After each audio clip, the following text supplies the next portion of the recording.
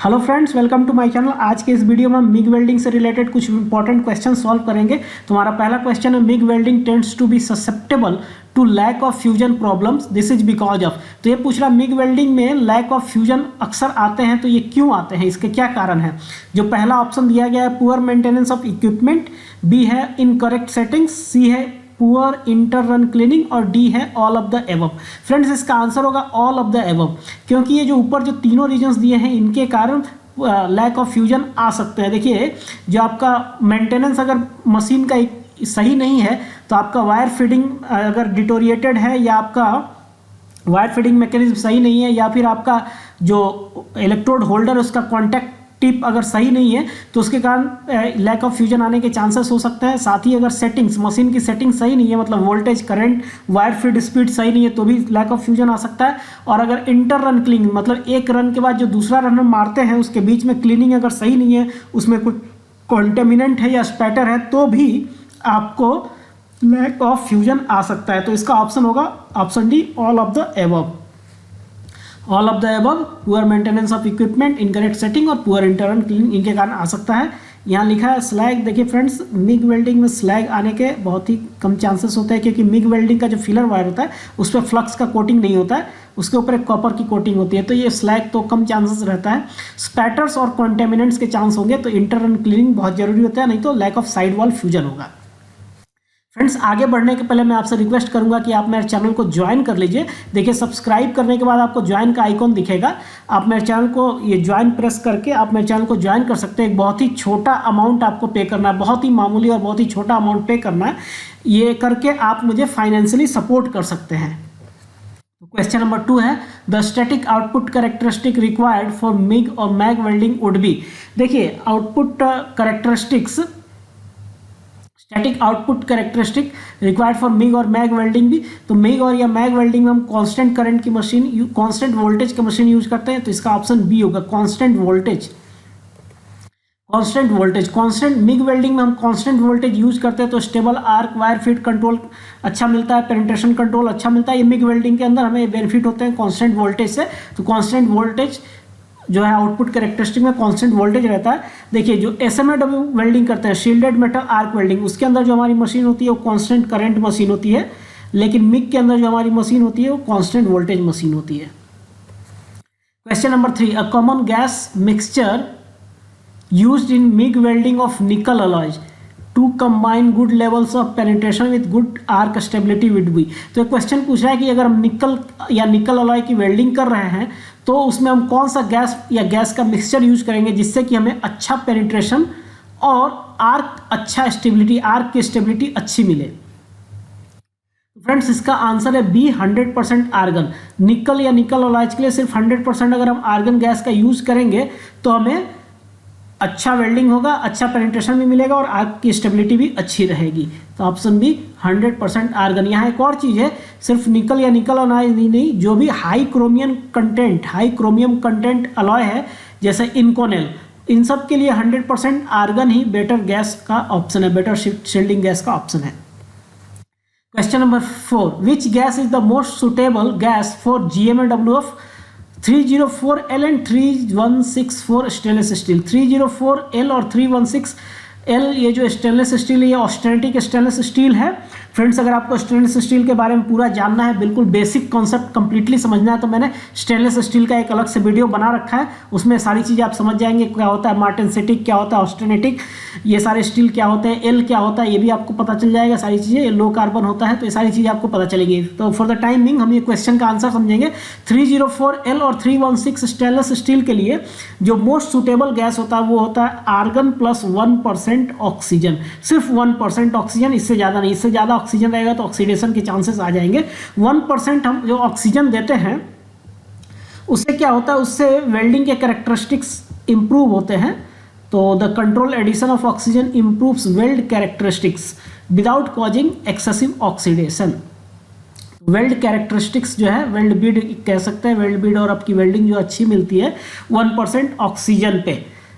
लेकिन अगर कोई ऐसा कंडीशन है कि आपको ऑक्सीडेशन बिल्कुल ही बचाना है, तो ऑक्सीडेशन अगर एक मेजर कंसर्न है तो उस केस में आपको 100% आर्गन यूज करना पड़ेगा। 100% आर्गन करेंगे। अगर हमें ऑक्सीडेशन बिल्कुल ही इम्प्रूव हटाना है, बिल्कुल ही ऑक्सीडेशन हमारा मेन कंसर्न है, तो 100% आर्गन यूज़ करेंगे। अदरवाइज इन जनरल कंडीशन जो आप 304L और 316 के लिए आर्गन प्लस 1% ऑक्सीजन जो है बेस्ट रिजल्ट देगा। क्वेश्चन नंबर 5 है MIG और MAG welding has a tendency to give lack of side wall fusion when. तो MIG या MAG वेल्डिंग जो है मैंने पहले बताया था कि ये lack of side wall fusion और लैक ऑफ फ्यूजन इसमें आता है। तो ये क्वेश्चन पूछ रहा है कि कब होगा। तो ऑप्शन ए है spray transfer condition are use, 100% CO2 shielding gas is use, option C है pulse current is use, option D है deep transfer conditions are use. तो यहाँ पे बेसिकली ये जानना चाहिए, ये आपको थोड़ा सा आपने अगर MIG वेल्डिंग का मेरा जो CSWIP का MIG वेल्डिंग चैप्टर का वीडियो वो जरूर देखिए, क्योंकि उसके अंदर मैंने आपको टाइप्स ऑफ मेटल ट्रांसफर बताया है। देखिए MIG वेल्डिंग के अंदर जो है 4 मेन टाइप के मेटल ट्रांसफर होते हैं। मेटल ट्रांसफर मतलब फिलर वायर मेल्ट होके जो हमारा मोल्टन वेल्ट पूल के अंदर जाता है, ये मेटल का ट्रांसफर है। तो जो मेटल का ट्रांसफर होता है 4 तरीके डिफरेंट तरीके से हो सकता है। एक होता है डीप ट्रांसफर, एक होता है स्प्रे ट्रांसफर, एक होता है पल्स ट्रांसफर, एक होता है ग्लोबुलर ट्रांसफर। ये 4 मेन है। इन चारों का जो mechanism completely with basic concept मैंने MIG या MAG वेल्डिंग का जो वीडियो है CSWIP का उसके अंदर बताया है। तो ये आप जाके पढ़ेंगे तो आपको समझ में आ जाएगा। लेकिन इस क्वेश्चन का अगर आंसर हमें देखना है कि कौन से मेटल ट्रांसफर मोड में सबसे ज्यादा हमें लैक ऑफ साइड वॉल मिलता है, तो वो है डीप ट्रांसफर कंडीशन। जो deep transfer metal transfer mode है इसके अंदर लैक ऑफ साइड वॉल मिलने के चांसेस ज़्यादा है, क्योंकि देखिए जो डीप ट्रांसफर मोड होता है इसमें क्या होता है, इंटरमिटेंट ट्रांसफर होता है, मतलब कंटिन्यूअस ट्रांसफर नहीं होता है। तो ये देखिए जैसे आपका जो MIG वायर है वो मेटल को टच करेगा, मेटल मेल्ट होगा, वेल्डिंग और मेटल मेल्ट होगा और वो मोल्टन वर्लपूल में जाएगा। अब MIG वायर जैसे ही मेटल को टच करेगा मेल्ट होगा, MIG वायर पीछे चला जाएगा, फिर वो आगे आएगा, मतलब पीछे नहीं जाता, जैसे ही मेल्ट होगा तो मेटल और फिलर का कांटेक्ट कट जाता है, फिर वो MIG वायर तो कंटिन्यू आगे बढ़ता रहता है, फिर जैसे ही आगे बढ़ेगा फिर कांटेक्ट होगा, फिर वो मेल्ट होगा और मोल्टन में चला जाएगा। तो इस तरीके से बार बार जो है सर्किट बंद और ऑन होता है। तो जो सर्किट जो मेटल फिलर वायर से टच होता है उसको शॉर्ट सर्किट बोलते हैं। तो बार बार शॉर्ट सर्किट जो होता रहता है, ये करीब 1 सेकेंड में 200 से ज़्यादा बार होता है, 200 times.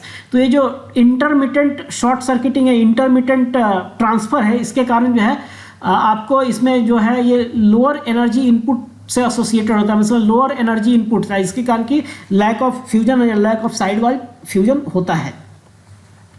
The spray transfer mode of GMAW is, MIG welding में जो स्प्रे ट्रांसफर मोड है उसको कैसे कैरेक्टराइज करते हैं, मतलब उसकी विशेषता या उसके कैरेक्टरिस्टिक्स को इसमें आपको आइडेंटिफाई करना है। पहला ऑप्शन है giving deep penetration, being suitable for positional welding, giving excessive spatter, all of the above. तो जो स्प्रे ट्रांसफर मोड है उसका एक मेन कैरेक्टरिस्टिक है डीप ट्रांसफर। तो इसका ऑप्शन ए जो होगा वो सही होगा, giving deep transfer. Spray transfer mode फिर से क्या है, फिर से ये एक मेटल ट्रांसफर मोड ही है।